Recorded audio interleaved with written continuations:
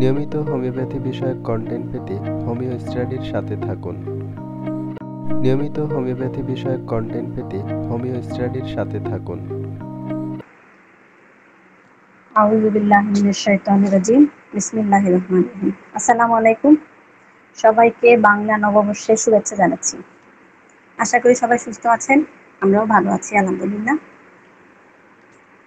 আজকের ক্লাসের বিষয় গর্ভপাত। দুঃখিত, হ্যাঁ। আপনার ওখান থেকে বাতাসের মতো শব্দ আসতেছে, এটা যদি একটু করা যেত সম্ভব হইবে আর কি। তাহলে ফ্যান করে।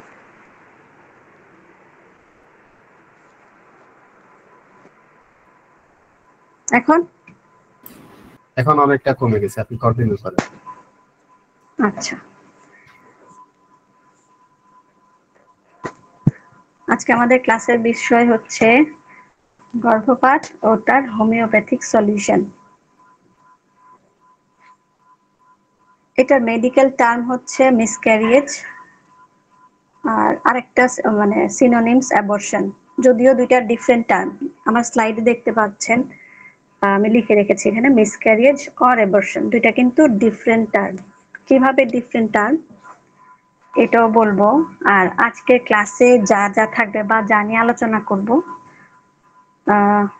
তার মধ্যে প্রথমেই ডিফারেন্সিয়েশনটা করব, মিসক্যারিয়েজ কি, অ্যাবর্শন কি, তারপর এর সিমটমস গুলা, কজেস মানে কি কারণে হয়, ম্যাটারনাল হেলথ, প্রিভেনশন মানে কনভেনশনাল মেডিসিনে অথবা সায়েন্টিফিক ওয়েতে প্রিভেনশন। তারপর আমাদের হোমিওপ্যাথিক প্রিভেনশনও থাকবে।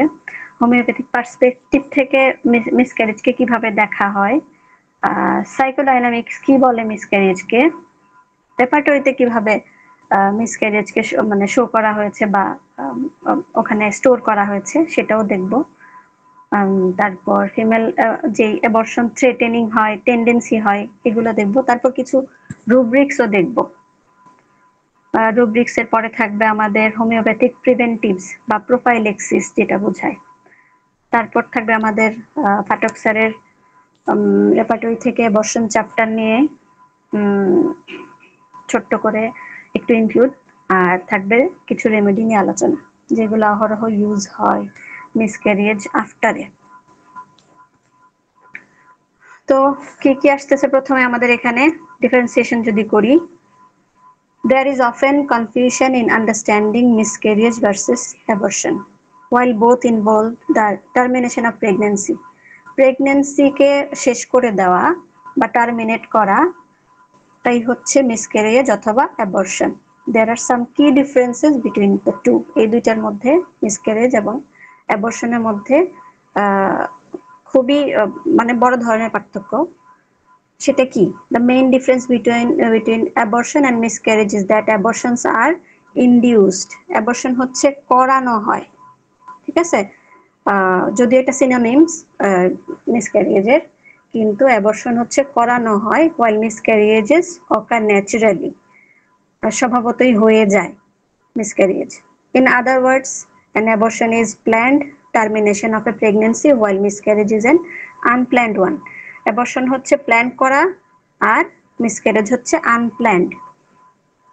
আরেকটু ইলাবোরেট বলি, abortion is the intentional termination of pregnancy. abortion হচ্ছে যে যখন যে প্রেগনেন্ট ফিমেলের যদি কোনো কমপ্লিকেশন থাকে তখন ডাক্তাররা সাজেস্ট করেন যে অ্যাবর্ট করিয়ে দিতে বা করিয়ে নিতে।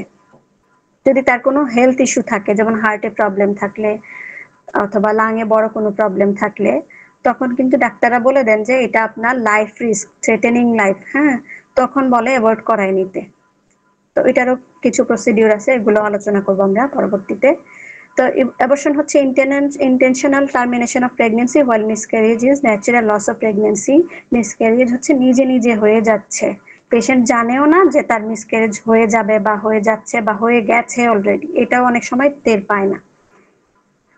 Abortion is typically performed in the first trimester of pregnancy, while miscarriage can occur at any time during pregnancy. Abortion হচ্ছে ফার্স্ট ট্রাইমেস্টারেই করা হয়, যখন ডাক্তারের কাছে যাওয়া হয় কোনো হেলথ ইস্যু যদি থাকে, তখন ডাক্তার যদি সাজেস্ট করে যে অ্যাবর্ট করতেই হবে, তখন সেটা কিন্তু ফার্স্ট ট্রাইমেস্টার মানে হচ্ছে প্রথম 3 মাসে অ্যাবর্শনটা করিয়ে নিতে হয়, নয়তো পরবর্তীতে লাইফ রিস্ক থাকে। While miscarriage can occur any time. আর মিসক্যারেজ কিন্তু একদম লাস্ট স্টেজে গিয়েও অনেক সময় দেখা যায় 7th মান্থ 8th মান্থ এই সময় গিয়েও মিসক্যারেজ হতে পারে। তো এটা হচ্ছে ন্যাচারালি হয়ে যায়, এই ডিফারেন্স। এখন শর্টলি যদি আমরা একটা প্যারামিটার দিয়ে ধরি অ্যাবর্শনটা কখন হয়, মিসক্যারেজটা কখন হয়, এগুলা বলার উদ্দেশ্য হচ্ছে আমরা যেন বুঝতে পারি যে আমাদের কাছে যখন পেশেন্টরা আসেন, তাদের যেই ডায়াগনোসড ফাইল নিয়ে আসেন, প্রেসক্রাইব মেডিসিন নিয়ে আসেন, খেয়ে আসেন, অনেক রকম পেশেন্টই তো আসেন, তখন আমরা যেন ওই ফাইলটা দেখে, ওই প্রেসক্রিপশন দেখে, ওইখানে যে ডায়াগনোসিস করা হয়েছে সেটা দেখে যেন বুঝতে পারি। নয়তো কিন্তু একটু হয়, একটু খারাপই লাগে যদি চেম্বারে পেশেন্ট আসলে আমরা যদি তার ফাইলটা বুঝতে না পারলাম, তার প্রেসক্রিপশনটা বা ডায়াগনোসিসটা ধরতে না পারলাম। তাহলে এই জিনিসগুলো আমাদের মাথায় থাকতে হবে। প্যারামিটারস গুলো কি? ডিউরেশন, অ্যাবর্শন করাতে হলে প্ল্যান টার্মিনেশন বিফোর 24 উইকস, 24 সপ্তাহের ভেতরেই টার্মিনেশন করতে হবে বা অ্যাবর্ট করায় নিতে হবে। আর মিসক্যারেজ তো 24 উইকস 20 উইকসে, মানে যে কোনো সময়ই হতে পারে। 30 উইকসও হতে পারে। চয়েস যদি বলা হয় যে এটা কিভাবে হয়, ডেলিভারেড টার্মিনেশন, অ্যাবর্শন হচ্ছে ইচ্ছাকৃত করা হয়, আর মিসক্যারেজ নট এ চয়েস, এটা কোনো চয়েস না, এটা হয়ে যায় অটোমেটিক্যালি, হেলথ ইস্যুর কারণে নিজে নিজে হয়ে যায়। প্রসেস অ্যাবর্শন আর ইনডিউসড অ্যাবর্শন করানো হয়, যেটা বারবার বলছি, সেটা হয় মেকানিক্যালি অথবা মেডিসিন দিয়ে, মানে মেডিকেশনের মাধ্যমে, এটা হতে পারে। আর মিসক্যারেজ ন্যাচারাল হয়েই যাবে। মেডিকেল ইন্টারভেনশন এখানে রিকোয়ার্ড, যদি ডাক্তার বলে যে আপনার হেলথ ইস্যু হবে, বাঁচা মরার প্রশ্ন থাকে, তখন কিন্তু ডাক্তাররা সাজেশন করেন যে অ্যাবর্ট করা নিতে। আর মিসক্যারেজ হচ্ছে স্পন্টেনিয়াসলি হয়ে যায়, যে কোনো টাইমেই হয়ে যায়, সেটা ফার্স্ট মান্থেও হতে পারে। যে প্রথম মেন্সেস যখন বন্ধ হলো, যখন জানতে পারলো যে কনসিভ ফিমেল পেশেন্ট সে কনসিভ, তখনও হয়ে যেতে পারে, অথবা আবার অনেক দেরিতেও হতে পারে। প্রিভেনশন ক্যান বি প্রিভেন্টেড, যেটা অ্যাবর্শন যদি করানোর ক্ষেত্রে লাইফ রিস্ক কোনোভাবে কমানো যায়, সেক্ষেত্রে কিন্তু অ্যাবর্শনটাকে প্রিভেন্ট করা যায়, মানে থামানো যায়, বা ইচ্ছা করেই অ্যাবর্শন না করেও রাখা যায়, বাচ্চাটাকে পৃথিবীতে আনা যায়। Can not be prevented, miscarriage কখনোই প্রিভেন্ট করা যাবে না, যায় না। ল হচ্ছে এখানে অনেক দেশে অ্যাবর্শনটাকে লিগ্যাল ধরা হয়, যদি লিগ্যালি হয়। আমাদের অনেক দেশে আবার ইলিগ্যাল ধরা হয়, যে অ্যাবর্শন করানো যাবে না, কিন্তু হেলথ ইস্যু থাকলে হয়। তো লিগ্যাল ইলিগ্যাল আমরা না গেলাম, এটা অনেক বড় ইস্যু। আর মিসক্যারেজে কোনো ল থাকে না, এটা হয়ে যায়। ট্রমা নট এ ট্র্যাজেডি, এখানে এই মিসক্যারেজ হওয়ার বা অ্যাবর্শন হওয়ার পরে তো কোনো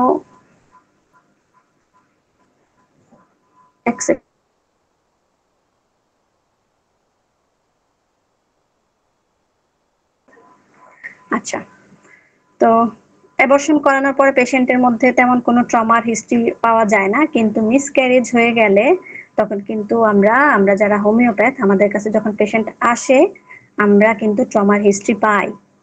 এই মিসক্যারেজের কারণে আমরা যখন আরো রুব্রিকে যাব, তখন দেখব যে মিসক্যারেজ কতটা প্রভাব ফেলে। তো এটা একটা ট্রমার কারণ হতে পারে, ইমোশনাল ট্রমা। এবার সিমটমে দেখি। Most miscarriages happen during the first trimester of pregnancy, which is about the first 13 weeks. প্রথম 13 সপ্তাহের মধ্যেই মিসক্যারেজটা হয়ে যায়। The symptoms can include যা যা হতে পারে: bleeding from vagina with or without pain, including light bleeding called spotting. তো যেটা একটু আগে বললাম, ফার্স্ট মান্থেই যখন বাসায় স্ট্রিপ টেস্ট করার পরে যখন দেখে যে না পজিটিভ, কিন্তু সেকেন্ড মান্থে গিয়েই মেনস্ট্রুয়েশন হয়ে গেল, হয়ে সেটা থামছে না, ঠিক আছে? তো ওইটা যদি না থামে, তখন কিন্তু অবশ্যই এটা একটা বড় ইস্যু হয়ে দাঁড়ায়, কারণ তখন ওই স্পটিং হতে থাকে, ব্লিডিং মানে oozing from uterus, blood oozing হতেই থাকে। তো including light bleeding call spotting হতেই থাকে, এটা একটা symptom.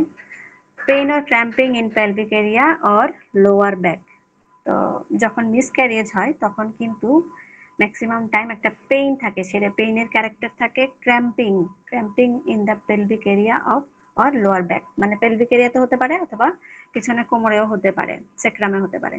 Fluid or tissue passing from the vagina, সেখান থেকে ভেজাইনা থেকে মানে through vagina uterine fluid tissue যা মানে যেটা কনসিভ করেছিল সেটাও বের হয়ে মানে যেতে থাকে। আর ফার্স্ট হার্টবিট, পেশেন্ট যখন এই সিমটমস গুলার মুখোমুখি হয় তখন তার হার্টবিটও অনেক বেড়ে যায়। তাহলে এই গেল হচ্ছে সিমটমস গুলা। কারণ আমাদের কাছে তো যখন আসবে বলবে যে বাসায় টেস্ট করলাম পজিটিভ দেখেছিলাম, কিন্তু এখন তো আমার পিরিয়ড হয়ে গেছে, তার মানে আমি কনসিভ করি নাই। কিন্তু না, কনসিভ সে করেছিল তবেই তো পজিটিভ দেখা মানে ওই স্ট্রিপ পজিটিভ শো করছে। কিন্তু যখন পিরিয়ড হয়ে গেল সেটা কিন্তু থামছে না। আবার অনেক সময় হয়ে যায় পিরিয়ড হওয়ার সাথে সাথে সেই যে সেটটা ওখানে ফার্টিলাইজ এগটা ছিল সেটাও অনেক সময় রিলিজ হয়ে যায়। তখন কিন্তু পেশেন্ট আর অত মানে সমস্যার সম্মুখীন হয় না। তো ওইটা আরেক কেস। কিন্তু আমরা যখন এই মিসক্যারেজ দেখবো তাহলে এই সিমটমস গুলো আমাদের সামনে শো করবে পেশেন্ট। কারণগুলা দেখি। Causes, irregular genes or chromosomes, আমরা তো জানি যে জিনস অথবা ক্রোমোজোমে যদি কোনো অ্যাবনর্মালিটি থাকে তখনও কিন্তু মিসক্যারিয়েজ হয়ে যায়। Most miscarriages happen because the unborn baby does not develop properly, ঠিকঠাক ভাবে ডেভেলপ করে নাই ইউটেরাইন ক্যাভিটিতে। About half to 2/3 of miscarriages in the first trimester are linked with extra or missing chromosome. Extra chromosome অথবা missing ক্রোমোজোমের জন্য 23 জোড়া যেই ক্রোমোজোম থাকে সেটা যদি মিসিং থাকে সেই ক্ষেত্রে ওই যে ফিটাসটা ডেভেলপ করার কথা সেটা না হয়, সেটা মিসক্যারেজ হয়েই যাবে, এটা কোনোভাবেই থাকবে না। Chromosome conditions mite like to, মানে এই যে কন্ডিশনটা এতক্ষণ বললাম যে ক্রোমোজোমগুলো ঠিকঠাক থাকার কথা, যদি কম থাকে সেক্ষেত্রেও মিসক্যারেজ হবে, বেশি থাকে সেক্ষেত্রেও মিসক্যারেজ হবে। কি কি মানে তার পরবর্তী কন্ডিশন আসতে পারে এন এমব্রায়োনিক প্রেগন্যান্সি, প্রেগন্যান্সিতে এমব্রায়ো ডেভেলপ করবে না। তো যখন এমব্রায়ো ডেভেলপ করবে না তখন কিন্তু ওইটা থাকবে না, কোনোভাবেই থাকবে না, এটা ঝরেই যাবে, মিসক্যারেজ হয়েই যাবে। তারপরে আরো থাকবে ইন্ট্রা ইউটেরাইন ফিটাল ডিমাইজ, এখানে ইউটেরাসে হয়তো দেখা যাচ্ছে যে ফিটাল মানে ইউএসজিতে শো করতেছে কিন্তু ওইটা সেখানে নষ্ট হয়ে গেছে, ওইটাও বের হয়ে চলে আসবে, মিসক্যারেজ হয়েই যাবে। Molar pregnancy and partial molar pregnancy, molar pregnancy মানে ওখানে যে একটা ফার্টিলাইজ হওয়ার কথা ইউটেরাইন ক্যাভিটিতে সেখানে কোনো প্রেগন্যান্সি ফর্মই হয় নাই। মোলার প্রেগন্যান্সি মানে ওখানে কোনো কিছুই ফর্ম করেনি কিন্তু শো করতেছে যে সে প্রেগনেন্ট, পেশেন্ট প্রেগনেন্ট। আবার পার্শিয়ালও হতে পারে যে অল্প স্বল্প যে প্রোডাক্ট গুলা থাকে ইউটেরাইন ক্যাভিটিতে বা এগের যেই মেমব্রেন গুলা থাকে সেগুলা সহ পার্শিয়াল কিছু মোলার প্রেগন্যান্সির সাথে পার্শিয়াল কিছু প্রেগন্যান্সি হয়, কিন্তু সেটাও কিন্তু অ্যাবনর্মাল। অ্যাবনর্মাল হওয়ার কারণে এগুলা থাকবে না, এটাই স্বাভাবিক। তাহলে এখানে আমরা বলতে পারি টাইপস অফ মিসক্যারিয়েজ যদি দেখি, থ্রেটেন্ড মিসক্যারিয়েজ, ইনএভিটেবল মিসক্যারিয়েজ, ইনকমপ্লিট, কমপ্লিট মিসক্যারিয়েজ, আর হচ্ছে রিকারেন্ট মিসক্যারিয়েজ, সেপটিক মিসক্যারিয়েজ। এইগুলো আমরা আরো পরে দেখব। কজেস গুলো তো বললামই। কিছু কিছু ক্ষেত্রে হরমোনাল ইমব্যালেন্স যদি থাইরয়েড ইস্যু মানে বিশেষত থাইরয়েড ইস্যু যদি থাকে কোনো পেশেন্টের তখন কিন্তু এই প্রেগন্যান্সিটা ক্যারিয়ান হয় না, এটাও মিসক্যারেজ হয়ে যায়। আবার যদি অ্যানাটমিক্যাল কোনো প্রবলেম থাকে, ইউট্রাইন অ্যাবনর্মালিটি, তারপরে সার্ভিক্স ইনসাফিসিয়েন্ট যদি হয় সেক্ষেত্রেও কিন্তু অ্যাবর্শন হয়ে যায় বা মিসক্যারেজ হয়ে যায়। সেটা কি রকম আমরা যখন মেডিসিনের আলোচনা করব তখন কিন্তু আমরা পাবো। সিপিআতে বলে না যে সিপিআর পেশেন্টের পেলভিক এরিয়া গ্রো করে না, কেন করে না?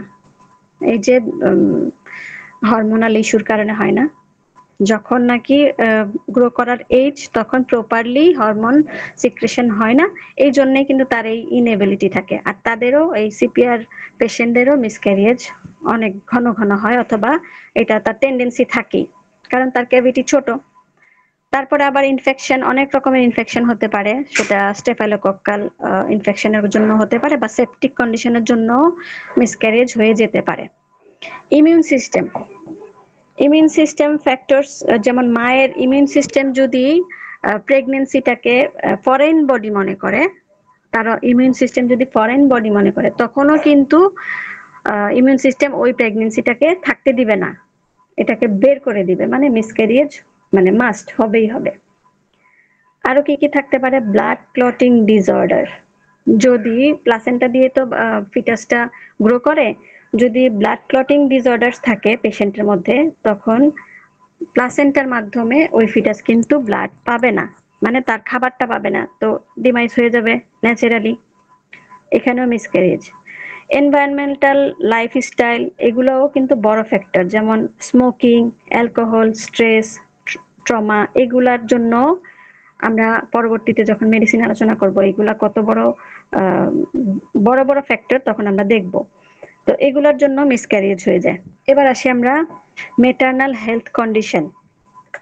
মেটারনাল হেলথ কন্ডিশন যদি দেখি কি কি আছে এখানে, in a few cases having certain health conditions might lead to miscarriage, examples included, নিচে দেওয়া আছে কি কি কারণে মায়ের মানে যেই মা গর্ভবতী তার কি কি কারণে মিসক্যারেজ হয়ে যেতে পারে। আনকন্ট্রোলড ডায়াবেটিস, ডায়াবেটিস নিজেই তো একটা অটোইমিউন ডিজিজ, এটার জন্য মিসক্যারেজ হওয়াটা অস্বাভাবিক কিছু না, হতেই পারে যদি সেটা আনকন্ট্রোলড হয়।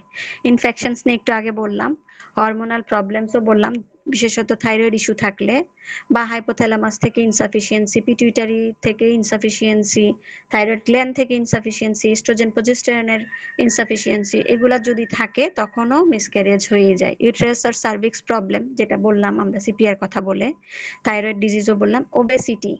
ওবেসিটি মানে স্থূলত্ব বা মোটা হয়ে যাওয়া, হ্যাঁ, যেখানে এস্ট্রোজেন প্রজেস্টেরনের ঘাটতির কারণে মিসক্যারেজ হয়ে যায়, সিপিআর মতো মানুষ ডেভেলপ করতে পারে না, ফিমেল জেনাইটাল ডেভেলপ করতে পারে না, ঠিক সেই জায়গায় ওভার এক্সেস এস্ট্রোজেনের কারণে ওবেসিটি হয়, যেমন ক্যালকেরিয়ার পেশেন্টদের, তাদের কিন্তু এস্ট্রোজেন বেশি থাকার কারণে ওদের ওবেসিটি থাকেই থাকে। তো এখানে কনভেনশনাল যে প্রিভেনশন দেওয়া আছে সেটা নিয়ে একটু বলি। Often there is nothing you can do to prevent a miscarriage, মিসক্যারেজকে থামানোর তেমন কোনো ব্যবস্থা থাকে না, কারণ আগের থেকে যেহেতু জানে না কেউ মিসক্যারেজ হয়ে যাবে, তখন এটাকে থামানোর কোনো ওয়ে থাকে না। Instead focus on taking good care of yourself and your unborn baby, তখন ওই যত্ন নেওয়া ছাড়া আর কোনো কিছুই করার থাকে না প্রিভেন্টিভ হিসেবে। গেট রেগুলার প্রিনেটাল কেয়ার, যখনই কেউ প্ল্যান্ড বেবি নেয় তখন কিন্তু আগের থেকেই ডাক্তার দেখিয়ে তাদের চেক আপ করিয়ে, ব্লাড, তারপর ইউএসজি, হ্যাঁ, তারপরে ভিডিআরএল, এগুলো সব টেস্ট করে তারপরে যদি প্ল্যান করে বাচ্চা নেওয়া হয় তাহলে কিন্তু ওই ক্ষেত্রে এটা অনেক বড় একটা প্রিভেনশন। তাহলে get regular prenatal care while you are pregnant and right after you give birth, তারপর আবার কি যখন প্রেগনেন্ট হবেন তখনও কেয়ার নিতে হবে, আবার গিভ বার্থ মানে ডেলিভারির পরেও যত্ন নিতে হবে। তো যত্ন নিলে তখন দেখা যাবে পরবর্তীতে এরকম প্রবলেম আর ফেস করতে হবে না। Stay away from miscarriage risk factors, যেমন রিস্ক ফ্যাক্টর থেকে দূরে থাকতে বলা, যেমন smoking, drinking alcohol and illegal drug use. Smoking করা যাবে না, এটা তো আমরা জানি, প্রেগনেন্সিতে স্মোকিং, ড্রিঙ্কিং, বিশেষত অ্যালকোহল, এগুলা করা যাবে না। আর ডায়াবেটিস থাকলে তো আরো বেশি সচেতন থাকতে হয়, তখন তো ইনসুলিন টেক করতে হয়। Take a daily multivitamin, conventional medicine দিয়ে দেয়, ডেইলি মাল্টিভিটামিন দিতে হয়, যেমন ক্যালসিয়াম, আয়রন, এগুলো অনেক রকম দেয়। তো if you have had one or more prior miscarriage, যদি কারো এরকম হিস্ট্রি থাকে যে আগে মিসক্যারেজ হয়ে রয়েছে আগে, ask your health care professional if you should take low dose aspirin. তো এইখানে বলা মানে ওনাদের কনভেনশনাল মেডিসিনে বলা হয়েছে লো ডোজ অ্যাসপিরিন যেন টেক করে। আর লিমিট ক্যাফেইন যুক্ত যত খাবার আছে এগুলাকে লিমিটেড করে ফেলতে বলছে। আর আমরা হোমিওপ্যাথিতে ম্যাক্সিমাম টাইম বলি যে ক্যাফেইন বা কফি অ্যাভয়েড করতে হবে, মাস্ট। কেন করতে হবে? হোমিওপ্যাথিক ঔষধের যেই কার্যকারিতা সেখানে সে বাধা তৈরি করে, এই জন্য আমরা ক্যাফেইনকে নিষেধই করে দিই, নিষেধ টোটালি। আচ্ছা, এবার ডায়াগনোসিস। পেশেন্টের এই যেমন একটু আগে যেটা বললাম যে মিসক্যারেজের সিমটম গুলা দেখেন, এখানে ব্লিডিং হয়, তারপর ফ্লুইড অথবা টিস্যু বের হচ্ছে, থ্রু যায় না, আর সেটা ফার্স্ট ট্রাইমেস্টারই হচ্ছে, এইগুলা যে হচ্ছে পেশেন্ট যদি কোনোভাবে না জানলো যে তার কনসিভ হয়েছিল, তাহলে তখন কি সে জানবে তার এই ইউজিংটা কেন হচ্ছে? সে তো জানবে না। আমাদের কাছে যখন আসবে তখন আমরা যখন এইরকম কন্ডিশন শুনবো, আমরা কিন্তু প্রথমেই তাকে ডায়াগনোসিস করার জন্য সিবিসি আর ইউএসজি অফ এলএ মানে লোয়ার অ্যাবডোমেনকে ইউএসজি করতে দিব। এতে কি হবে, যে তার যে ব্লাড লস হচ্ছে কন্টিনিউয়াস প্রসেস, যেটা স্পটিং হোক আর উজিং হোক, হতে হতে যে তার মধ্যে এনিমিক কন্ডিশন আসতেছে সেটা কিন্তু বের হয়ে আসবে সিবিসির মাধ্যমে। আর ইউএসজি করলে ইউটেরাইন ক্যাভিটিতে কোনো কিছু রয়ে গেল কিনা অথবা এছাড়াও কোনো অ্যাবনর্মালিটি আছে কিনা সেটাও ডায়াগনোসিস হয়ে যাবে। আচ্ছা, এবার দেখি আমরা ডায়াগনোসিস করার পরে হোমিওপ্যাথিক পার্সপেক্টিভ থেকে আমরা প্রেগন্যান্সিকে কি দেখি বা কি বুঝি। হোমিওপ্যাথিক পার্সপেক্টিভে মিসক্যারিয়েজ শুধু একটা ফিজিক্যাল লস না, এটা ফ্রুটলেসনেসকে বোঝায়, ভাইটাল ফোর্সের ডিস্টারবেন্সকে বোঝায়, imbalance or inharmony of body and মাইন্ডকে বোঝায়। আমরা তো যেমন একটু আগে বললাম যে একটা মানুষ শুধু ফিজিক্যালি একটা মানুষ না, তার মেন্টাল হেলথ অনেক বড় কিছু। এখানে ডব্লিউএইচও কিন্তু আগে এই জিনিসটাকে দিত না, প্রাধান্য দিত না যে মেন্টাল হেলথটাও জরুরি। অথচ দেখেন আমাদের হোমিওপ্যাথির জন্মলগ্ন থেকেই আমরা যখনই ট্রিটমেন্ট করতে যাই তার মেন্টাল হেলথকে কিন্তু প্রেফারেন্স বেশি দেই, এবং এই মেন্টাল হেলথ কিভাবে মিসক্যারেজ পর্যন্ত যেতে পারে, হতে পারে, এইগুলো আমরা পরে দেখতেছি। তাহলে imbalance or inharmony of the body and মাইন্ডকে বোঝায় হচ্ছে এই মিসক্যারেজ হোমিওপ্যাথিতে।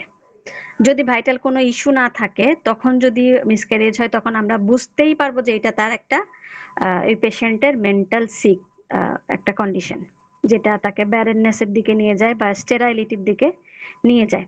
আচ্ছা, এটা গেল আমাদের হোমিওপ্যাথিক পার্সপেক্টিভে। এবার যদি সাইকোডাইনামিক্সে আমরা যদি ভাবি যে মিসক্যারেজকে সাইকোডাইনামিক্স কি বলে, প্রেগন্যান্সি হচ্ছে হোপ, ফ্রুটফুলনেস, ইট রিপ্রেজেন্টস দ্য ফেমিনিনিটি, ঠিক আছে, মানে ফেমিনিন যে আইডেন্টিটি সেটাকে রিপ্রেজেন্ট করে, নার্চারিং অ্যান্ড ক্রিয়েটিভিটি। তো যখন কনসিভ হলো 9 মান্থের একটা পিরিয়ড শুরু হয়ে গেল, ওইটা কি, ওই 9 মান্থ হচ্ছে একটা হোপ। প্রত্যেকটা প্যারেন্টসই চায় যে একটা সুস্থ সুন্দর বাচ্চা আসুক, এটা একটা হোপ, আশা। তো এইটা মাইন্ডের হিসাব করলে আরো অনেক কিছু আসে, আমি ওদিকে না গেলাম, আমি এইটুকু বলি যে প্রেগন্যান্সি হচ্ছে একটা হোপ, ফ্রুটফুলনেস, যেটা একটা পিরিয়ড শেষে বড় একটা রেজাল্ট আনবে। তো নার্চারিং, আমরা ওই একজন ফিমেল যখন প্রেগনেন্ট হয় তাকে কিন্তু আমরাও নার্চার করি, যত্ন করি, এবং সেও কিন্তু পেটের মধ্যে একটা হোপকে বা একটা ফ্রুটকে নার্চার করতেছে, সেটা যেটা বের হয়ে আসবে এটা একটা তার creativity. And something big achieving, মানে যখন ডেলিভারি হয় সেটা হচ্ছে মানে অনেক বড় একটা কিছু অ্যাচিভ করা। কিন্তু যদি মিসক্যারিয়েজের কথায় আসে তখন কি হয়ে যায়, সাইকোডাইনামিক্স বলে যে ধরে রাখতে না পারা, ধরে রাখার ইচ্ছা নাই, কিছু কিছু ক্ষেত্রে ধরে রাখার ইচ্ছা নাই এবং কিছু কিছু ক্ষেত্রে ধরে রাখতে পারে না, এটাকেই বলে ফেল টু অ্যাচিভ। এই হচ্ছে সাইকোডাইনামিক্স, যে ফেল টু অ্যাচিভ, ধরে রাখতে পারে না ওই ইয়েটাকে, ফিটাসটাকে বা এমব্রায়োটাকে, এটা কোনো না কোনো ভাবে মিসক্যারিয়েজ হয়ে যায়। তাহলে এই পর্যন্ত আমি যা বললাম তাতে কিন্তু যে মিসক্যারিয়েজটা কি আর অ্যাবর্শনটা কি আমাদের ক্লিয়ার হয়ে গেল। তো আমরা আবার যখন আমরা যখন ইতে যাই, রেপার্টরি করতে যাই, অথবা আমরা যখন ম্যাটেরিয়া মেডিকা পড়ি, তখন কি আসে, তখন কিন্তু আমরা যদি মিসক্যারেজ সার্চ দেই অ্যাবর্শনই আসবে, অ্যাবর্শন সার্চ দেই অ্যাবর্শনই আসবে। কেন আসবে? কারণ ওইখানে স্টোর করাই আছে মানে অ্যাবর্শন দিয়ে। আমি যখন রবিন মার্ফি ফলো করতাম তখনও দেখতাম যে ওইখানে মিসক্যারেজ থাকতো, আমি পড়েছিলাম, আমার মনে আছে।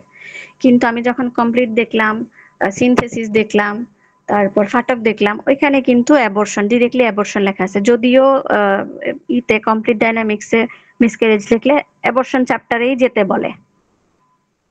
তো এই হচ্ছে ফিমেল অ্যাবর্শন। আমি এটা কমপ্লিট থেকে আপনাদের সামনে তুলে ধরলাম। দেখেন এখানে 204টা রেমেডি, একটা দুইটা না, এখানে 204টা রেমেডি। এত রেমেডি তো আমাদের দ্বারা সম্ভব না মাথায় রাখা। তাহলে আমাদের রেপার্টরি অবশ্যই অবশ্যই জরুরি। এবং রেপার্টরিতে আরো কি আছে, যে ফার্স্ট মান্থে যদি মিসক্যারেজ হয় তখন কোন medicine, second month, third month, এমনকি উইক হিসাবেও দেওয়া আছে যে এত উইকে হলে পরে আমরা এই এই মেডিসিনকে ভাবতে পারি, অথবা এই এই মেডিসিন আমরা প্রেসক্রিপশনে রাখতে পারি। এখন পেশেন্টের যেটা লাগবে আমরা সেটাই দিব।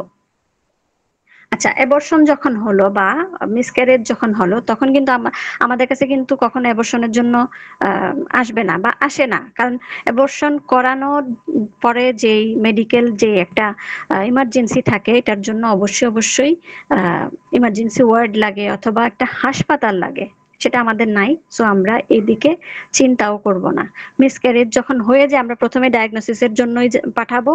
যদি সেটা ইমার্জেন্সি কন্ডিশন হয় আমরা কখনোই এরকম পেশেন্ট হাতে নিব না, কারণ আমাদের হাসপাতাল নাই। আমরা এখানে রেখে, যদি আমাদের কাছে ম্যাজিক্যাল রেমেডি আছে যেগুলা খুবই দ্রুত কাজ করে, কিন্তু এটার জন্য একজন পেশেন্টকে যে পরিমাণ কেয়ার দেওয়া দরকার, অ্যাটেন্ডেন্স দেওয়া দরকার, সেটা আমাদের সেই ফ্যাসিলিটি না থাকার কারণে এখানে আমাদের কিছু ল্যাকিংস থেকে যায়।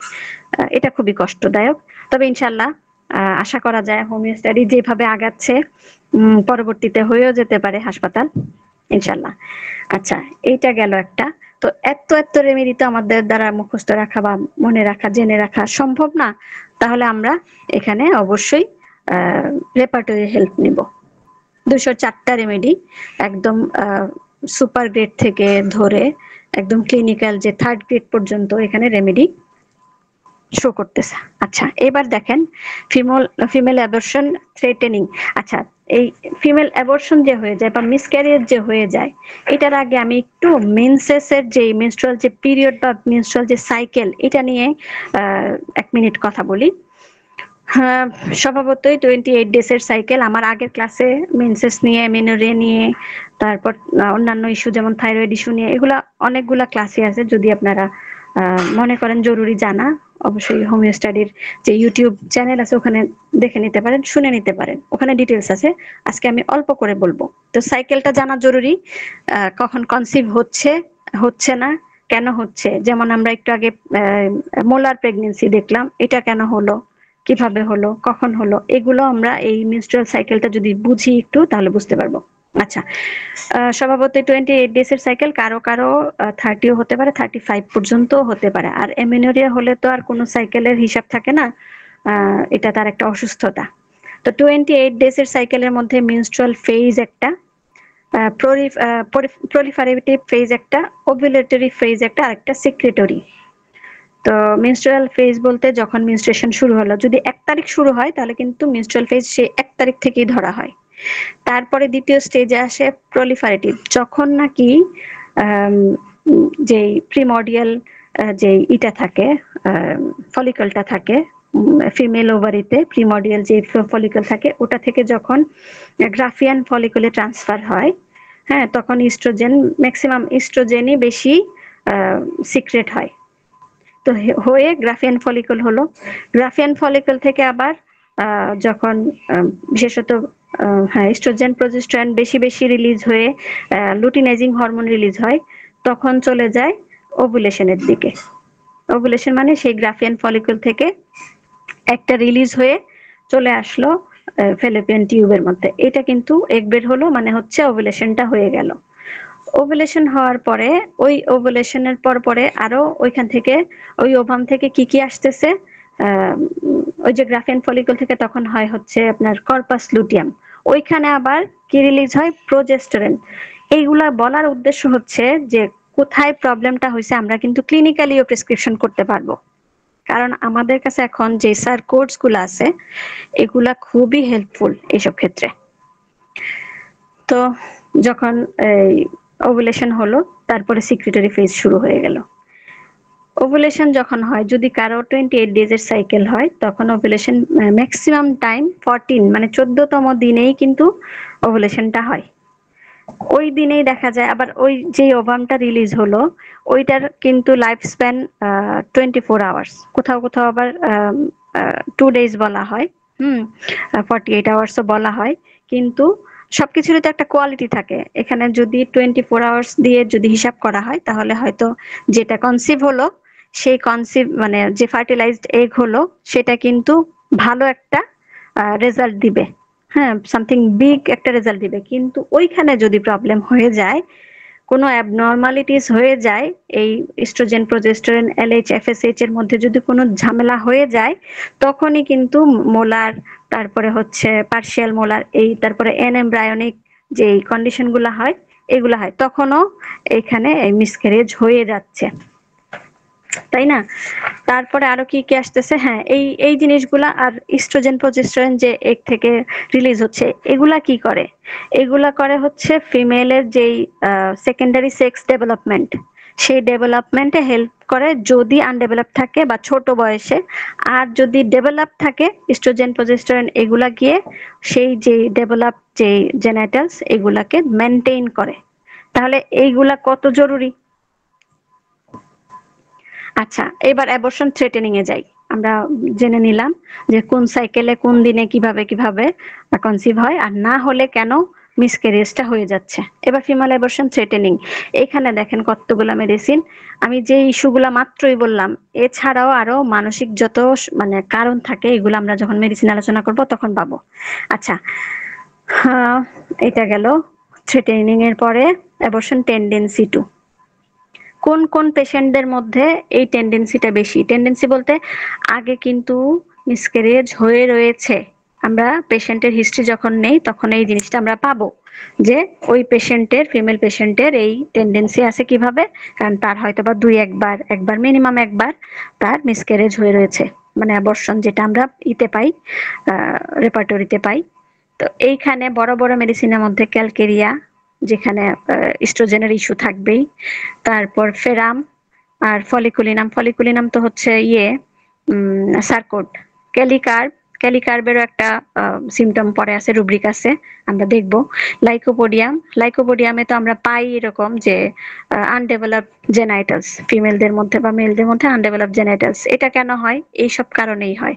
ম্যাক্স মস্কেটা, তারপরে ওলিয়াম জ্যাকো, প্লামবাম, পালসিটিলা। পালসিটিলাকে তো বলা হয় মেইনলি, মানে পালসিটিলা, সিপিয়া, নেট্রাম, এগুলাকে মেইনলি বলা হয় যে ফিমেল রেমেডিস। আচ্ছা, তারপরে রুটা, আমাদের ফাটাক স্যার রুটাকে কিভাবে শো করছেন সেটাও দেখব।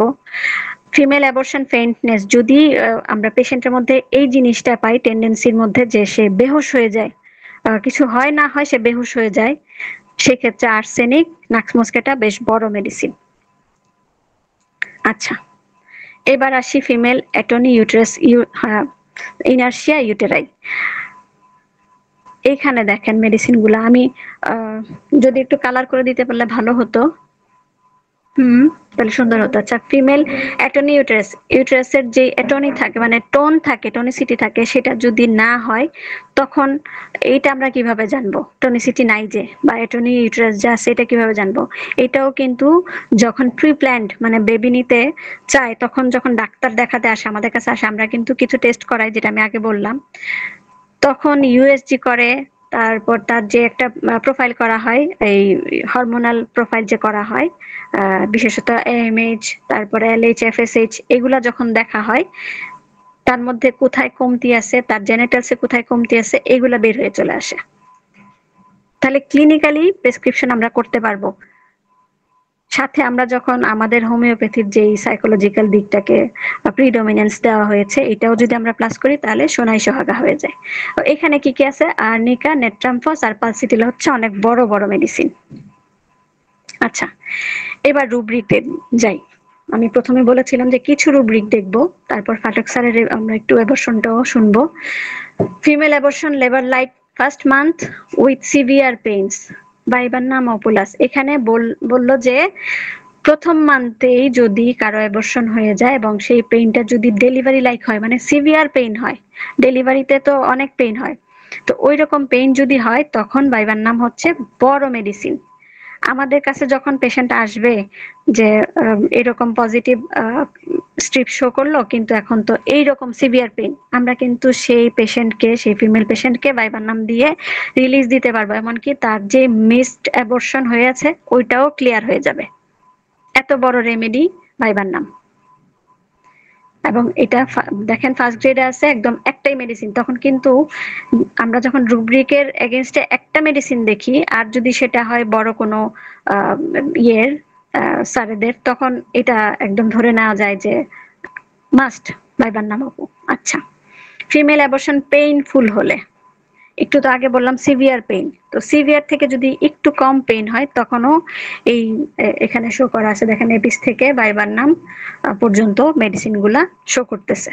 এখন আমাদের পেশেন্ট যেই যেই রোগীর মানে যেই মেডিসিনকে ক্যারি করবে আমরা সেটা দিতে পারবো। আচ্ছা, female abortion painful all over.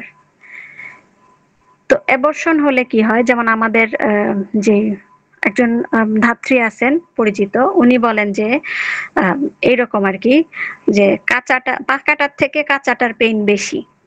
যেমন ডেলিভারি যখন হবে তখন কিন্তু প্লাসেন্টা আর কি হয়, পায় না, ব্লাড পায় না, প্লাসেন্টাও রিলিজ হয়ে যায়, আর ওইদিকে বেবিটাও মানে যেই ইউট্রাইন যেই কম্পালশন হতে থাকে তার মাধ্যমে সেটা বের হয়ে আসে।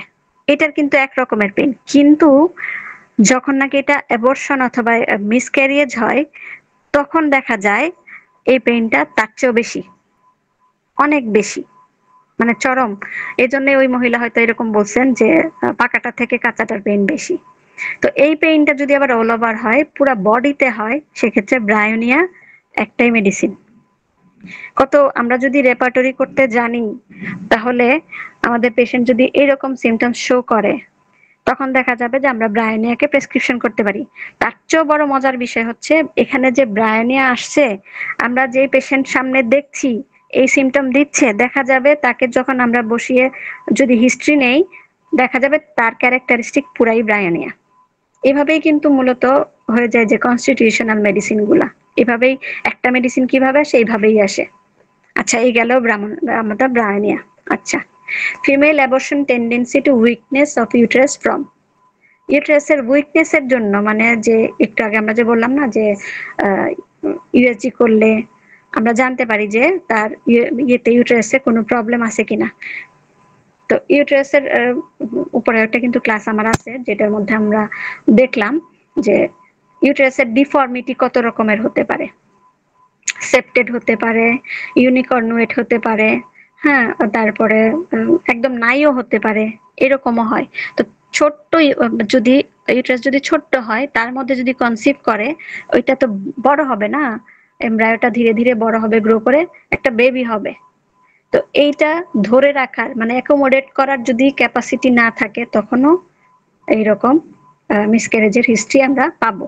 তখন কি কি আসতেছে, এলাট্রিস, কোলোফাইলাম, জেলসিমিয়াম, হেলোনিয়াস, সিপিয়া, অস্টিলেগো। এলাট্রিস কি রকম দেখেন, এলাট্রিসের ম্যাক্সিমাম পেশেন্টরা এরকম থাকে যে অনেক অনেক ভারী ভারী কাজ করে, তাদের ইউটেরাইন ক্যাভিটি খুবই দুর্বল, তো তারা তো বাচ্চা ধরে রাখতে পারবেই না, স্বাভাবিক। কোলোফাইলামেরও একই কেস, ইউটেরাইন ক্যাভিটি খুবই দুর্বল, আর জেলসিমিয়াম তো নিজেই দুর্বল। তো জেলসিমিয়ামের আবার কি আছে, যেমন সে কোনো দুর্ঘটনার কথা শুনতে পারে না, শুনলেই সে সিক হয়ে যায়, তার ডায়রিয়া শুরু হয়ে যায় অথবা হেডেক শুরু হয়ে যায়। এটা কেন হয়? জেলসিমিয়ামকে যদি আরেকটু বলি, যেমন এক্সামের আগে জেলসিমিয়ামের জ্বর আসে, জেলসিমিয়াম পেশেন্টদের জ্বর চলে আসে, কেন আসে?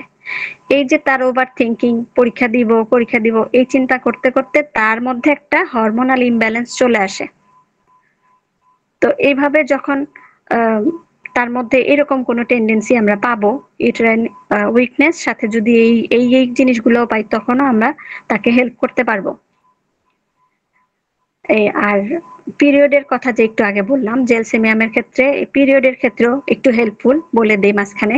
সেটা হচ্ছে যদি পেশেন্ট মানে চিন্তা করতে করতে, যেমন আগামীকাল পরীক্ষা বা তার 2-1 দিন পর পরীক্ষা, তার ডেট হয়তো বা পরীক্ষার পরে ছিল, মেনস্ট্রুয়েশনের ডেট অনেক পরে ছিল বা 4-5 দিন পরে ছিল, দেখা যায় তার মেনস্ট্রুয়েশন ওই পরীক্ষার আগে আগে অথবা পরীক্ষার দিনই হয়ে যায়। এটা জেলসের মধ্যে হয়। কেন হয়? ওই যে ডিসঅর্গানাইজেশন অফ হরমোনাল ইমব্যালেন্স যেটাকে বলে, ওই জিনিসগুলোর কারণে জেলসিমিয়ামে এই প্রবলেমস গুলো আসে। হেলোনিয়াসও তাই, যেটা নাকি নেট্রামের পরের কন্ডিশন। সিপিয়া তো তারও পরের কন্ডিশন, আমরা সিপিয়া একটু পরে শুনবো।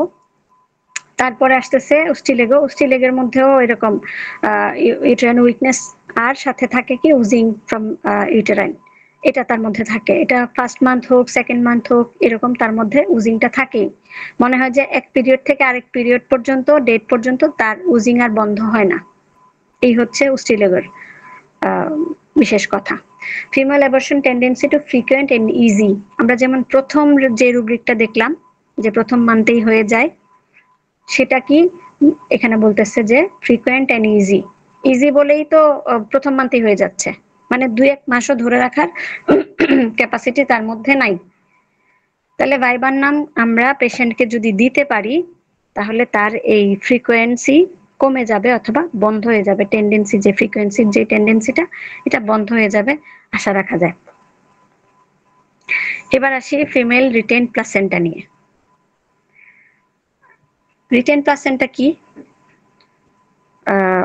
ধরেন 10 উইক 20 উইক এরকম যদি হয়ে গেল তখন তো প্লাসেন্টাও গ্রো করে যায়। প্লাসেন্টা তো ইউটেরাইন ক্যাভিটির ভিতরে ওয়ালে মানে কানেক্টেড থাকে, ওটা থেকেও যে হরমোনস গুলা রিলিজ হয়।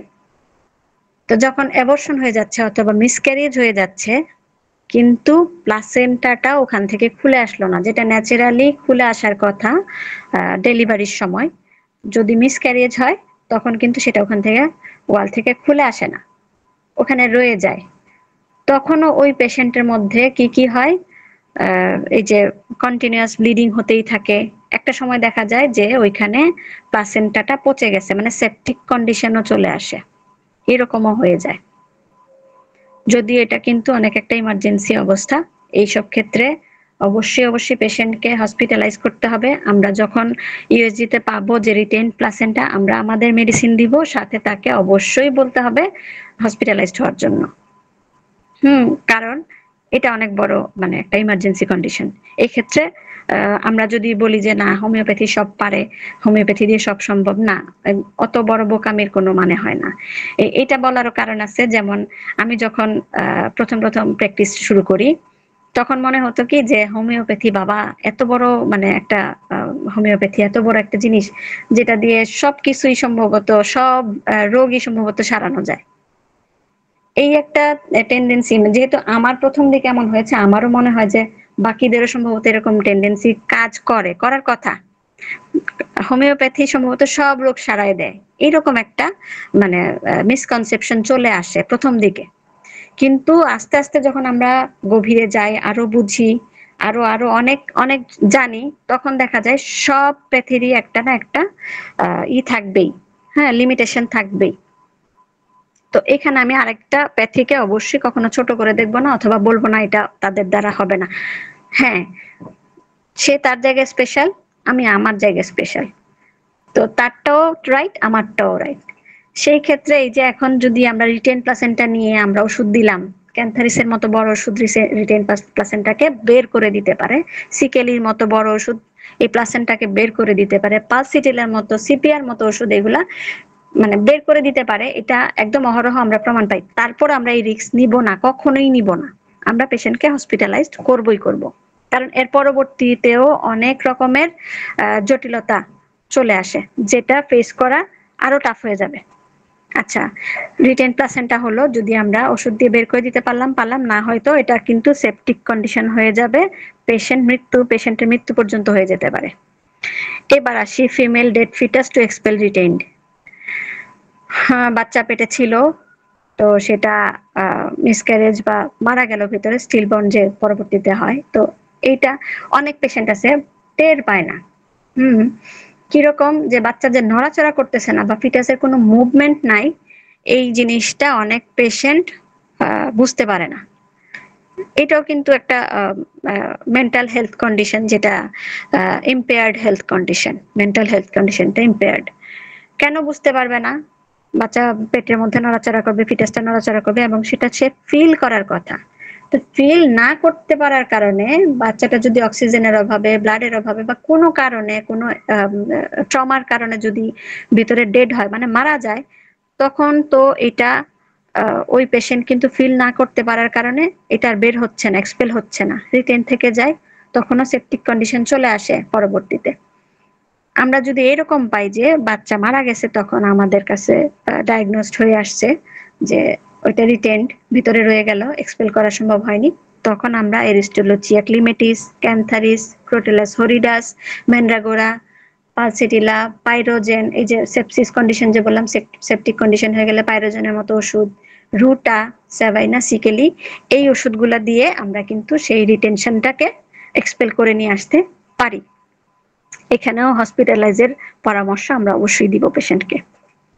ফিমেল স্টিলবর্ন চিলড্রেন, ওমেন হু ডেলিভার, যে মহিলা এই পর্যন্ত যে কটা বাচ্চা দিল সবগুলাই মৃত বাচ্চা।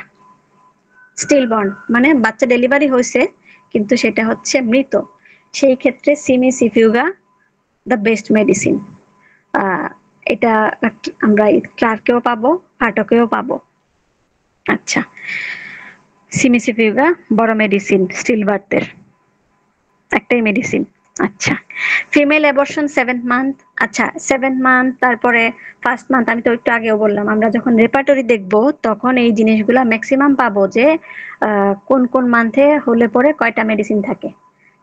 এটা তো খুব ইজি বের করা, তার জন্য আমি আর কলেবর বাড়ালাম না, ওটা ওইভাবে রেখে দিলাম। আপনারা যখন পড়বেন অবশ্যই দেখবেন, পাবেন। আমি না হয় মানে একটু বুঝতে হেল্প করে দিলাম যারা নতুন তাদেরকে। Female abortion 7 months and a half, foetus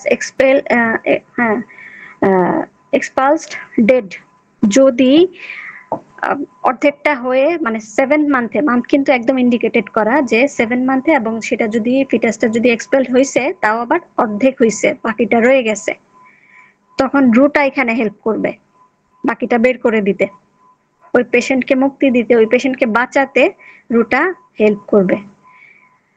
দুই একটা মাইন্ড রুব্রিক বলি। মাইন্ড ডিলিরিয়াম অ্যাবর্শন আফটার রুটা, এটা ফাটক স্যার দিছেন যে অ্যাবর্শনের পরে ম্যাক্সিমাম কিন্তু আমাদের কাছে যখন আসে, যখন আমরা পাবো যে রিটেন্ড কোনো কিছু অথবা ব্লিডিং বন্ধ হচ্ছে না, তখন তো আমরা মেডিকেশন দিবই পেশেন্টকে, যথাযথ যত্নের কথাও বলে দিব, ম্যানেজমেন্ট দিয়ে দিব, সেই সাথে কিন্তু তার মেন্টাল হেলথও আমরা দেখব। আমাদের কাছে যখন আসবে যে মাইন্ড ডিলিরিয়াম অ্যাবর্শন আফটার, অ্যাবর্শনের পরবর্তীতে তার মধ্যে ডিলিরিয়াস কন্ডিশন আসছে, তখন রুটা একমাত্র মেডিসিন যেটা তাকে এই কন্ডিশন থেকে বের করে আনতে পারবে। Female abortion atony of genital সুইট, ফেরাম আর উস্টিলেগো। একটু আগে আমরা অ্যাটনি নিয়ে কথা বললাম, আর বাকি বললাম না। এখানে দুইটা মেডিসিন, ফেরাম, ফেরামমেট। আচ্ছা, ফেরাম শুধু ফেরামমেট না, ফেরামের যে কোনোটাই লাগতে পারে পেশেন্টের, যদি পেশেন্ট সেই কনস্টিটিউশনকে ক্যারি করে। আচ্ছা, তারপরে আরো আসতেছে প্রিভেন্টিভ। এবার প্রিভেন্টিভ নিয়ে কথা বলি। ফিমেল অ্যাবর্শন প্রিভেন্টিভ, হোমিওপ্যাথিক পার্সপেক্টিভে কি কি প্রিভেন্টিভ আসতে পারে? আমরা এতক্ষণ যেই মেডিসিন গুলা নিয়ে কথা বললাম, যে রুব্রিক নিয়ে কথা বললাম, প্রত্যেকটা মেডিসিনের কিন্তু বাইপোলার, মানে এটা যদি এক্সপেল করতে সাহায্য করে যে কোনো মেডিসিন, সেটাই কিন্তু আবার ধরে রাখতেও সাহায্য করবে। এটা আমাদের মাথায় রাখতে হবে যে যেই জিনিসটা এক্সপেল করতে হেল্প করবে সেটা আবার ধরে রাখতেও হেল্প করবে। আমরা এগুলা অহরহ পাই। আমরা ম্যাক্সিমাম টাইম দেখি না যে ক্যালকেরিয়ার ডিম খাওয়ার প্রবণতা থাকে, কিন্তু ওই ক্যালকেরিয়ারই আমরা আবার দেখি তার মধ্যে ডিমের প্রতি বিতৃষ্ণা থাকে, এত পরিমাণ থাকে যে সে মানে মনে হয় নামও শুনতে পারে না, এরকম হয়। মানে বাইপোলার একদম টোটালি মানে অপোজিট তার কাজকর্ম থাকে। ঠিক এইরকমই প্রিভেন্টিভের মধ্যে দেখেন এলাট্রিস, এসারাম, তারপরে aesculus, baptisia, caulophyllum, cimicifuga, ergotinum, eupatorium, purpureum, gossypium, hedeoma, helonias, ratanhia, sanguinaria, tanacetum, trillium, ustilago, viburnum আর বাইবালান পি। এই মেডিসিনগুলা খুবই খুবই খুবই হেল্প করে। কখন হেল্প করে? আমরা যখন জানবো পেশেন্টের এইরকম কন্ডিশন ছিল আগে, যে তার অল্পতেই মিসক্যারেজ হয়ে যায়, তখন আমরা এই পেশেন্টকে এইসব মেডিসিন থেকে যে কোনো একটা মেডিসিন সিলেক্ট করে তাকে হেল্প করতে পারবো, এইরকম কন্ডিশন যেন না হয়, তার জন্য মিসক্যারেজ না হয়। আচ্ছা, এবার আমরা একটু ফাটক স্যারের রেপার্টরি নিয়ে দেখি। ফাটক স্যারের রেপার্টরিতে কিন্তু একদম প্রথম দিকেই আপনাদের কাছে যদি ফাটক স্যারের বই থেকে থাকে, রেপার্টরি বই যদি থেকে থাকে, তাহলে দেখতে পারেন এখানে আমরা অ্যাবডোমেন চ্যাপ্টারের পরেই অ্যাবডোমেনের পরেই অ্যাবর্শন পাই, পেজ নাম্বার 7। যদি কারো থাকে দেখতে পারেন হয়তো। পেজ নাম্বার 7-এ কি আসতেছে দেখেন, অ্যাবর্শন। অ্যাবর্শনের মধ্যে প্রথমেই কিছু medicine, apis, bell, chamomilla, crocus, erigeron, gelsemium, ipecac, nux moschata, pulsatilla, sabina, secale, sepia, viburnum, এই পেশেন্টদের মিসক্যারিয়েজ বা অ্যাবর্শন হয়ে যাওয়ার টেন্ডেন্সি থাকে বা হয়ে যায়, অথবা হওয়ার পরে এই মেডিসিনগুলো খুব কাজে দেয়। তো অ্যাবর্শন হওয়ার পরে আরো কিছু মেডিসিন যেমন হেলথ কন্ডিশন নিয়ে আসে, সেই তখন কি কি মেডিসিন কাজে দেয় আফটার, মানে অ্যাবর্শন আফটার এগ্রাভেশন হলে হেলোনিয়াস, ক্যালিকার্ব, লিলিয়াম টিগ, তারপর মিউরেক্স, পাইরোজেন, রুটা, সেবাইনা, সিকেলিসিপিয়া, অ্যাবর্শন আফটারে এইগুলা কাজে দেয়। হেমোরেজ যদি হয়, মানে ব্লিডিং যদি হয় এবং সেটা যদি ক্লটেড হয়, তখন সেবাইনা খুব ভালো কাজে দেয়। ফাটক স্যারের রেপার্টরিতে খুবই খুবই কম এবং এসেনশিয়াল, খুবই জরুরি মেডিসিন গুলা, যেগুলাকে আমাদের স্যার বলেন, তারেক ইমাম স্যার কিন্তু বলেন যে কেউ যদি ফাটক স্যারের রেপার্টরি ফলো করেন, তাহলে তার চেম্বারের maximum acute sub acute patient ভালো হয়ে যাবে, মানে ভালো রেজাল্ট পাবে এবং তার সাকসেস রেট বেড়ে যাবে। তাহলে আমরা যদি এই ফাটক স্যার এটাতে দেখি, দেখেন অল্প বিস্তরি আছে, যদি এইটুকু আমরা মুখস্থ করে ফেলতে পারি, আমাদের জন্য কিন্তু একদম খুবই ভালো কাজে দিবে। আমরা পেশেন্টকে হ্যান্ডেল করতে পারবো খুব তাড়াতাড়ি, খুব কম সময়ে আমরা কেস টেকিংও করতে পারবো। ইউরিনারি ট্রাবলসে থাকলে তাহলে রিউম কাজে দিবে। আর এক্সারশন ফ্রম, যে কোনো কাজের পরে যদি এক্সারশনের কারণেও যদি অ্যাবর্শন হয়ে যায়, তখন ইরিজেরন, রাস্টক্স, দুইটাই মেডিসিন দেওয়া এখানে। হ্যাবিচুয়াল, একটু আগে আমরা যেমন আমার স্লাইডে দেখলাম, হ্যাবিচুয়াল টেন্ডেন্সি যদি থাকে, তখন কি কি আসতেছে, এলাট্রিস, এপিস, বেসিলিনাম, তারপরে হচ্ছে caulophyllum, ferrum, lycopodium, plumbum, silicea, syphilinum, thuja. Second মান্থে যদি হয়, এই যে একটু আগে যে বললাম না যে মান্থ ওয়াইজ দেওয়া আছে, এখানেও তাই দেওয়া আছে, দেখেন খুব অল্প অল্প মেডিসিন। সেকেন্ড মান্থে হলে এপিস, সিমিসিফিউগা, ক্যালিকা, ভাইবান্নাম। অ্যাবর্শন যদি হ্যাবিচুয়াল থার্ড মান্থে হয়, বেল, প্লাম্বাম, সেবাইনা, সিপিয়া, থুজা। আমি কিন্তু প্রত্যেকটা মেডিসিনেরই অল্প অল্প করে কিন্তু হিন্ট দিয়ে গেছি, যেটা যারা নতুন তাদের জন্য হেল্প হবে অবশ্যই। ফোর্থ আর সেভেন্থ মান্থে হলে সিপিয়া, এটা একদম খুবই খুবই খুবই মানে বলা যায় যে প্রাইসলেস একটা মানে অমূল্য একটা রুব্রিক, যে ফোর্থ মান্থ অথবা সেভেন্থ মান্থে যদি মিসক্যারেজ হয়ে যায়, সিপিয়া কোনো কথা নেই, আমরা দিতেই পারি। আচ্ছা, মেন্টাল শক আর ডিপ্রেশন থেকে আসলে ব্যাপটিসিয়া। আর যদি প্রিভেন্টিভ স্যারের কাছ থেকে যদি আমরা ফাটক স্যারের যদি প্রিভেন্টিভ দেখি, উনি শুধুমাত্র দুটা মেডিসিন রাখলেন, সেটা কি কি এখানে, রেটানহিয়া আর ভাইবান্নাম। সেক্সুয়াল ফ্রিকোয়েন্সি ফ্রম, কয়টাস থেকে যদি হয় অ্যাবর্শনটা ফ্রিকোয়েন্ট কয়টাসের কারণে, তখন ক্যানাবিস সেটাইবা 1 নাম্বার ওষুধ বা খুবই জরুরি ওষুধ। হ্যাঁ, ক্যানাবিস সেটাইবাটা পড়ে দেখবেন, আমাদের স্যার বলছিলেন, পড়ছিলাম, খুব ভালো মনে আছে। তারপরে টেনেসমাস রেক্টাই এগ্রাভেশন, যদি ইউট্রাইনের প্রবলেমের সাথে সাথে, মিসক্যারেজের প্রবলেমের সাথে সাথে যদি টেনেসমাস রেক্টাই মানে রেক্টামেও কোনো প্রবলেম বেড়ে যায়, তখন বেলাডোনা, ক্যালকেরিয়া, কলচিকাম, তারপরে কোনিয়াম, এপিকাক, লাইকোপোডিয়াম, মার্কসল, নাক্সবম, পাস্টক্স, সিপিয়াস, সালফার, এগুলা ভালো ওষুধ। আচ্ছা, নাক্সবম আসছে, নাক্সবমের কথা বলি। নাক্সবমেরও কিন্তু মিসক্যারেজ হলে পরে পেশেন্টের মধ্যে আমরা এগ্রেসিভনেস দেখি, মানে চরম এগ্রেসিভনেস দেখি, মানে যে কোনো জিনিসেই সে খুবই সেন্সিটিভ হয়ে ওঠে, আর এতটাই ত্যক্ত বিরক্ত থাকে যে কোনো কথাই বলা যায় না। আর তার মধ্যে ওই একটা জিনিস থাকে, সেটা হচ্ছে ইনএফেকচুয়াল আর্জিং ফর স্টুল। ওই অ্যাবর্শনের সময়ও তার এই জিনিসটা থাকেই থাকে। তখন যদি তার মধ্যে রিটেন্ড কোনো কিছু থেকে থাকে অথবা ক্লিয়ার না হয় যেই যতটুকু ছিল ভেতরে, তখন নাক্সফোম সেটা ক্লিয়ার করে দেয়। এটা আমার পেশেন্ট, এজন্য বলতে পারলাম একদম খুবই কনফিডেন্টলি। তারপর থ্রেটেন্ডের মধ্যে এসআরএম রাখা, ফলস ফ্রম আর্নিকা, এটা ট্রমার থেকেই আসছে, যে পড়ে গিয়ে কোনো অ্যাক্সিডেন্টাল হলে আর্নিকা 1 নাম্বার ওষুধ। উইকনেস ফ্রম মার্ক আর হচ্ছে সাইলেশিয়া, এই কটাই। ফাটক রেপার্টরি থেকে এইটুকু দেখেন, একদমই অল্প, আমি 2-1 মিনিটের মধ্যেই বলে ফেলতে পারলাম। এইবার আমরা আসি ইউজফুল রেমেডিজ, যেটা বলেছিলাম যে শেষে আমরা একটু রেমেডিজ নিয়ে আলোচনা করব, আমরা কখন কোন রেমেডিটা পেশেন্টকে প্রেসক্রাইব করব। আচ্ছা, প্রথমেই রাখলাম সিপিয়া। সিপিআর কথা একটু আগে বললাম যে জেনাইটালস এর কোনো ডেভেলপমেন্ট থাকে না, এই জন্য তার অ্যাবর্শন বা মিসক্যারিয়েজ হয়ে যায়। এই সিপিআর কাদের জন্য লাগবে? For women who feel emotionally flat or disconnected, অথবা পোস্ট অ্যাবর্শনের পরবর্তী অবস্থা উইথ ইউটেরাইন উইকনেস। এই যে ইউটেরাইন উইকনেসের কথা চলে আসলো, আর তার পেলভিক অর্গানগুলো রিল্যাক্স থাকে। আমরা সবাই জানি এটার একটা যে bearing down sensation, এটা আমরা সবাই জানি CPR, bearing down sensation as if everything would escape through the vulva, vulva দিয়ে সব বের হয়ে যাবে। তখন সে কি করে? পাকে ক্রস করে রাখে, 2 পা ক্রস করে রাখে, মানে ক্রস করে রাখতে বাধ্য হয় যেন প্রোট্রুশন মানে কোনো কিছু বের হয়ে না আসে, অথবা প্রোটেক্ট করে রাখে, অথবা চেপে ধরে রাখলে তার ভালো লাগে। এইরকম কন্ডিশনে আমরা সিপিআর প্রেসক্রাইব করব। তারপরে আসে sabina. Sabina for profuse bleeding with clots. আগেও বললাম, এখন আবার বলি যে সেবাইনার যে ব্লিডিংটা হয় ওটা ক্লটেড হয়, অথচ যে মেনস্ট্রুয়েশন হয় অথবা যেই ফিটাসটা যে ডেভেলপ না হয়ে আনডেভেলপড হয়ে যেটা বের হয়ে গেল, মিসক্যারেজ হয়ে গেল, ওইখানে কিন্তু ক্লটেড ব্লাডের কোনো ফাংশন থাকে না, এটা অটোমেটিক্যালি রিলিজ হয়ে যাওয়ার কথা। কিন্তু সেখানে যদি আমরা ক্লটেড ব্লাড পাই, আবার পেইনটা যদি হয় রেডিয়েটিং, কিরকম?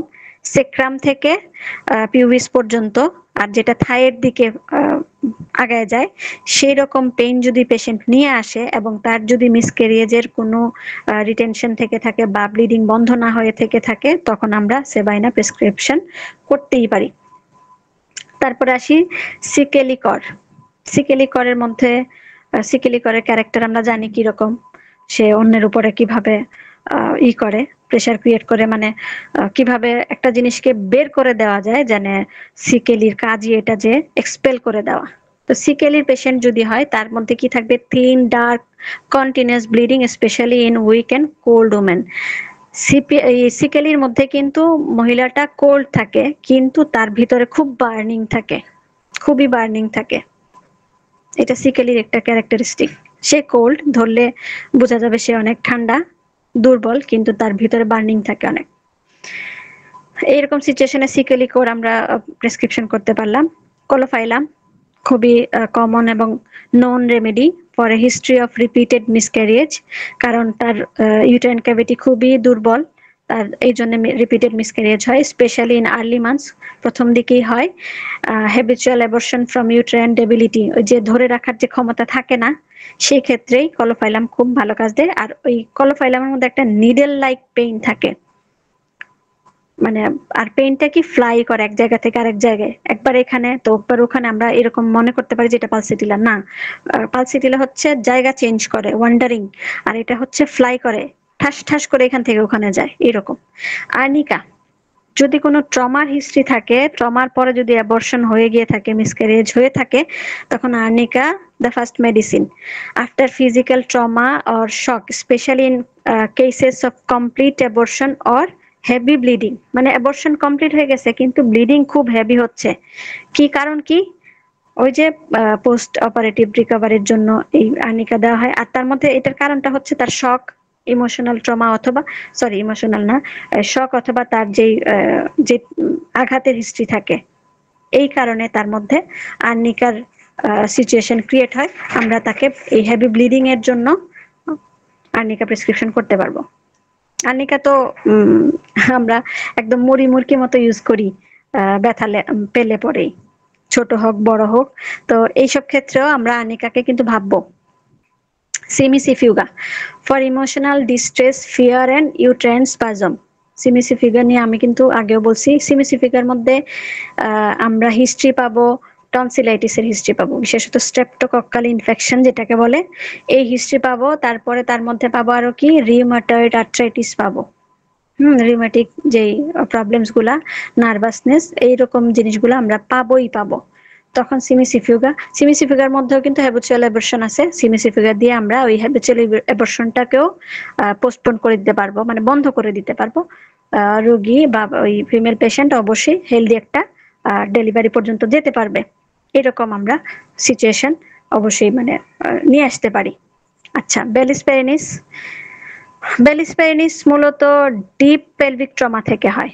এই বেলিস মূলত কিসে বেশি কাজ লাগে, যে যখন ইউটেরাইন ক্যাভিটি থেকে ডিএনসি করে কোনো কিছু বের করা হলো তখন।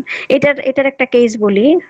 ইকবাল স্যারের চেম্বারে তারেক স্যার একটা পেশেন্ট দেখতেছিলেন। ওই পেশেন্ট আসছে, তার এরকম ডিএনসি করে প্রথম বাচ্চাকে অ্যাবর্ট করানো হলো।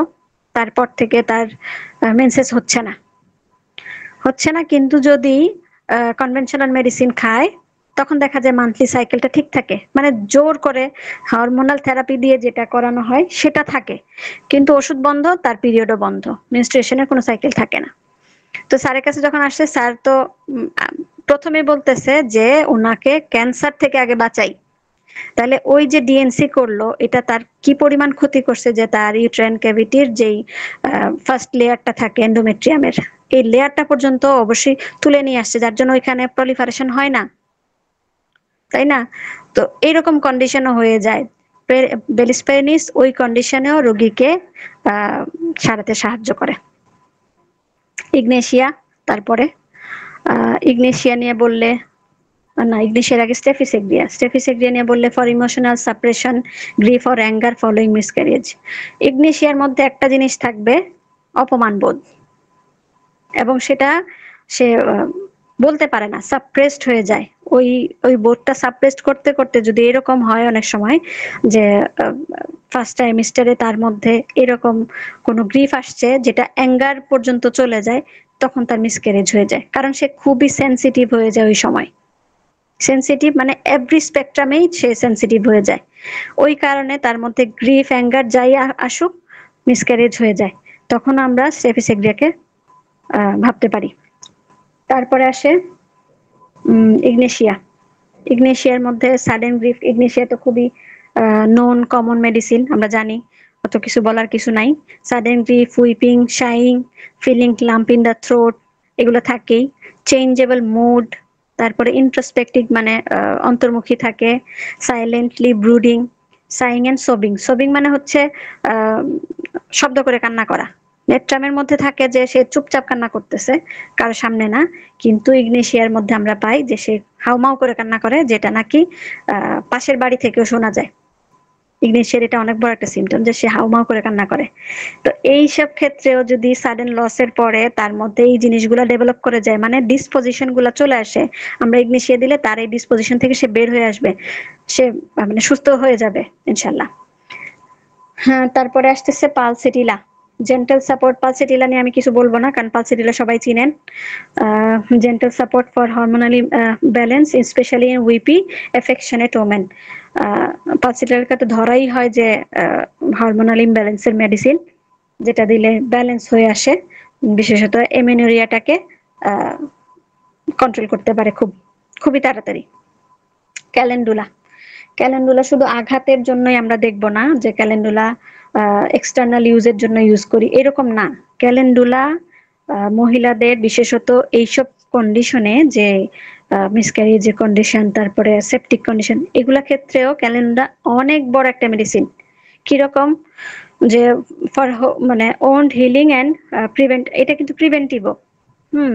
আর কি আছে, sensation of weight and fullness. এই ক্যালেন্ডুলাকে ছোট করে দেখা হয় যে আঘাতের জায়গাতে হয়তো ওই এক্সটার্নাল ইউজ করলাম, ওই আঘাতটা ভালো হয়ে গেল, বা পাস ফর্মেশন হইতে দিল না, এইটুকু না। এই ক্যালেন্ডুলার মধ্যে কি আছে দেখেন, মহিলাদের মধ্যে এই জিনিসটা পাওয়া যায় যে ফিমেল পেশেন্টরা এসে বলবে যে তার পেলভিসে ফুলনেস মানে ভারী ভারী বোধ থাকে, আবার স্ট্রেচিং থাকে, ড্র্যাগিং থাকে গ্রোইনের মধ্যে, টেনে হিস্ট্রে কোনো কিছু বের হয়ে যাচ্ছে, কোনো কিছু মানে ভারী এরকম লাগে। ওইসব ক্ষেত্রে আমরা যদি ক্যালেন্ডুলা তাকে দিতে পারি পটেন্টাইজ ইতে, তখনও কিন্তু তাকে আমরা এরকম অ্যাবর্শন হওয়া থেকে বাঁচাতে পারবো, যদি পেশেন্ট এসে এরকম কন্ডিশন নিয়ে আসে। যদি ভাইবার নাম নিয়ে তো বললাম একটু আগে, ইলেকট্রিস ফেরিনোসাও বললাম। আচ্ছা, তাও বলি ভাইবার নামে যে মানে ব্যথাটা যেটা থাকে, যে কাটা মুরগি মানে পুরোপুরি যদি একটা মুরগিকে জবাই করা হলো কিন্তু পুরোপুরি করা হলো না, মানে কাজটা হয় না, তখন যে মুরগিটা ছটফট করে যতক্ষণ, ওই ছটফট করার মতো ব্যথা থাকে ভাইবার নামের। এইরকম পেইন নিয়ে যদি কোনো মহিলা আসে মিসক্যারেজের কন্ডিশন নিয়ে, তখন আমরা এটা দিলে তার এই কন্ডিশন থেকে সে বের হয়ে আসতে পারবে। এলাট্রিসে কি থাকে? এলাট্রিসে থাকে তার ইউটেরাস উইক, আর সিনকোনা বা নেট্রামিউর। সিনকোনা মানে চায়নার তো দুর্বলতাই থাকে, চায়নার দুর্বলতার জন্য সে অনেক কিছুই হারায়, তার যে দৈনন্দিন কাজ সেই কাজগুলো ঠিকভাবে করতে পারে না। আর যখন মেন্টাল ইস্যু আসে তখনও তার সেই উইকনেসের জন্য দেখা যায় অনেক কিছুই তার থেকে হাতছাড়া হয়ে যায়। আর নেট্রামিউর তো অনেক বড় মেডিসিন স্টেরালিটির ক্ষেত্রে, এটাও আমরা সবাই খুব ভালো জানি, এই জন্য আর কিছু বললাম না, সময় অনেকটা হয়ে গেছে আজকে। তাহলে এটুকুই, থ্যাংক ইউ অল।